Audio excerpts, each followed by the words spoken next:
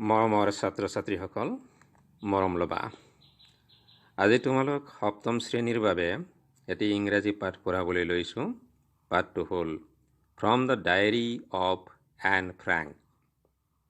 প্ৰথমতে তোমালোকে ৰিডিংটো চাই লোৱা, পিছত মই অসমীয়া ভাঙনিখিনি কৰি দিম।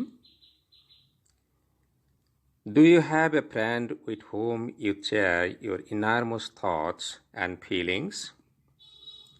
Do you note down your thoughts in a diary? Discuss with the friend sitting next to you the advantages and disadvantages of writing a diary. Now read about a 13-year-old girl called Anne Frank, whose diary has become a classic, a useful piece of writing remaining popular over decades. A 13-year-old girl in the Netherlands was given a diary for her birthday on June 12, 1942. 2 days later, she started writing her diary. The 13-year-old girl was Anne Frank, born on June 12, 1929.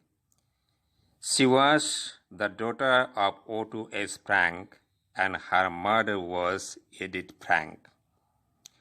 The world would not have known her had her diary not been published after her death. Anne Frank died in a concentration camp in early March 1945. Her father, Otto Frank, was the sole member of the family who survived World War II. Though she had started writing her diary in the summer of 1942, it was never with an intention of creating a record of her experiences during the World War. This was a way to pass time fruitfully while hiding from the German army in an underground safe house. Anne's voice has reached out across continents and generations, and her diary is one of the most important documents of the tragedies of the war.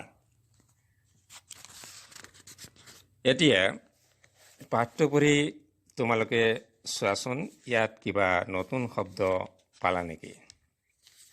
নতুন শব্দ বা নজনা শব্দ।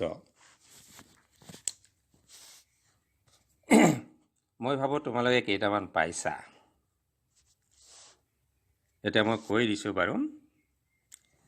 ইয়াতে প্ৰথমতে এটা শব্দ পাইছা, লেটাৰ, LATER, লেটাৰ। লেটাৰ মানে হ'ল পিছত। তোমালোকে আগতে লেটাৰ শব্দ পাইছা, কিন্তু সেইটো চিঠি বা বৰ্ণক বুজোৱা লেটাৰ পাইছা, কিন্তু এই লেটাৰটো হ'ল, বানানটো চোৱাচোন, LATER, লেটাৰ। লেটাৰ মানে পিছত। ডায়েৰী হ'ল দিনলিপি। তোমালোকে নিশ্চয় দিনলিপি লিখাই।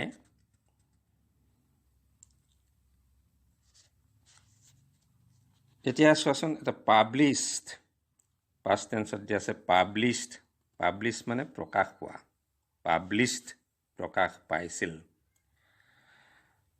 কনচেনট্ৰেশ্যন কেম্প, কনচেনট্ৰেশ্যন কেম্প মানে অসামৰিক বন্দী শিবিৰ বা নিৰ্যাতিত শিবিৰ। সোল, SOLE, সোল, সোল মানে হ'ল একমাত্ৰ।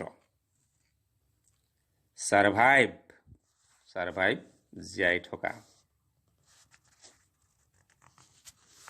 দো, THOUGH, দো, দো মানে যদিও। ইণ্টেনশ্যন, উদ্দেশ্য বা অভিপ্ৰায়। ক্ৰিয়েটিং সৃষ্টি কৰা ফ্ৰুটফুলি ফলপ্ৰসূভাৱে আণ্ডাৰগ্ৰাউণ্ড মাটিৰ তলত কণ্টিনেণ্টছ মানে মহাদেশ যেনে এছিয়া ইউৰোপ আদি জেনেৰেশ্যন মানে হ'ল প্ৰজন্ম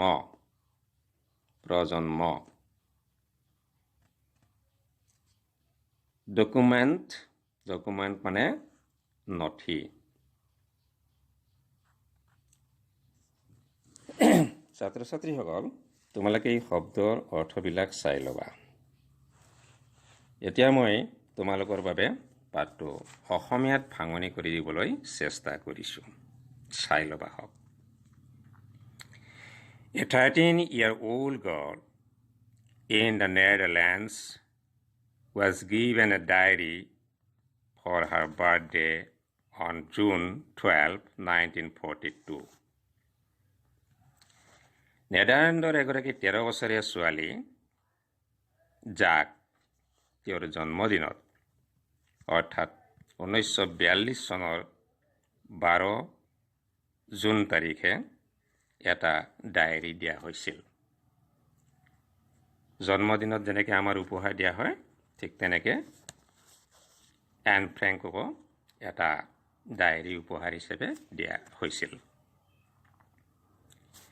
2 days later she started writing her diary দুদিন পাছত তেওঁ ডায়েৰী বা দিনলিপি লিখিবলৈ আৰম্ভ কৰিছিল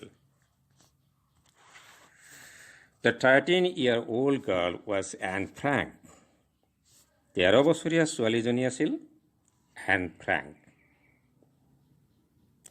Frank born on June 12, 1929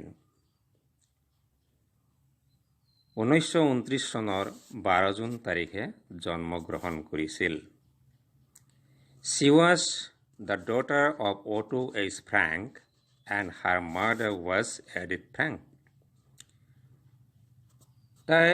তেওঁ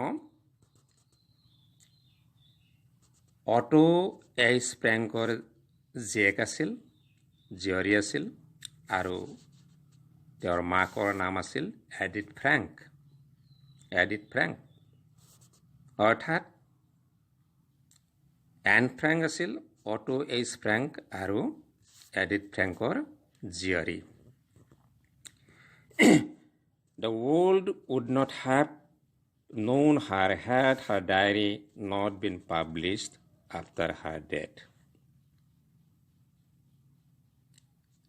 তাইৰ মৃত্যুৰ পিছত যদি ডায়েৰীখন অৰ্থাৎ দিনলিপিখন প্ৰকাশ নাপালেহেঁতেন তেনেহ'লে বিশ্বই বা গোটেই পৃথিৱীয়ে তেওঁক নাজানিলেহেঁতেন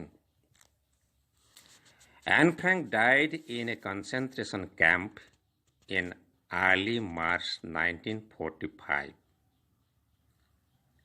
Anne Frankৰ মৃত্যু হৈছিল এটা কনচেন্ট্ৰেশ্যন কেম্পত অৰ্থাৎ অসামৰিক বন্দী শিবিৰত 1945 চনৰ আগভাগত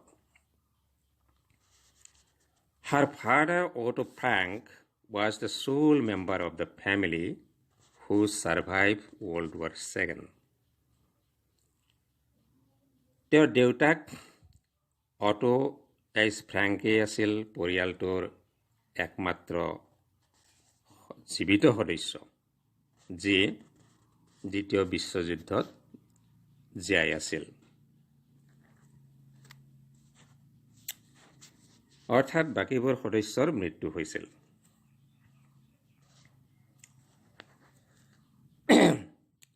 Though she had started writing her diary in the summer of 1942, it was never with an intention of creating a record of her experience during the World War.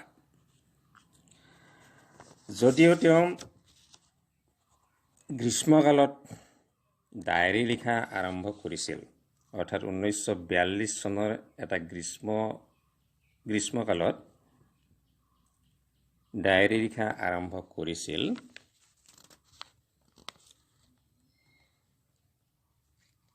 এইটো কিন্তু বিশ্বযুদ্ধৰ কোনো অভিজ্ঞতা সৃষ্টি কৰিবলৈ বিচৰা হোৱা নাছিল বা সৃষ্টি কৰাৰ কোনো অভিপ্ৰায় নাছিল।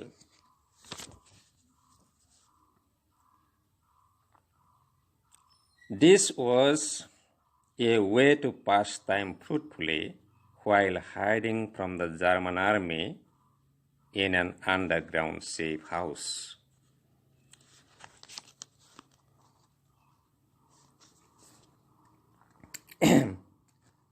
এইটো ফলপ্ৰসূভাৱে সময় কটোৱাৰ এটা উপায় আছিল, যেতিয়া জাৰ্মান সৈনিকসকলৰ পৰা মাটিৰ তলত থকা নিৰাপদ ঘৰত লুকাই আছিল। অৰ্থাৎ জাৰ্মান সৈনিকৰ ভয়ত মাটিৰ তলত নিৰাপদ ঘৰত বহি সময় কটোৱাৰ এটা উপায় আছিল।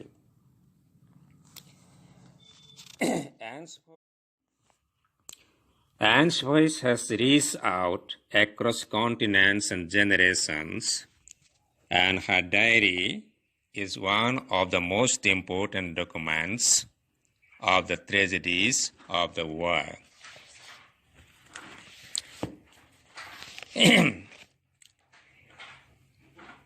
এনৰ কথাবিলাক যেতিয়া বিভিন্ন মহাদেশবিলাক আৰু প্ৰজন্মৰ মাজত বিয়পি পৰিছিল আৰু যুদ্ধৰ ভয়াৱহ দুখজনক কথাবোৰ অতি গুৰুত্বপূৰ্ণ দলিল হিচাপে প্ৰকাশ পাইছিল।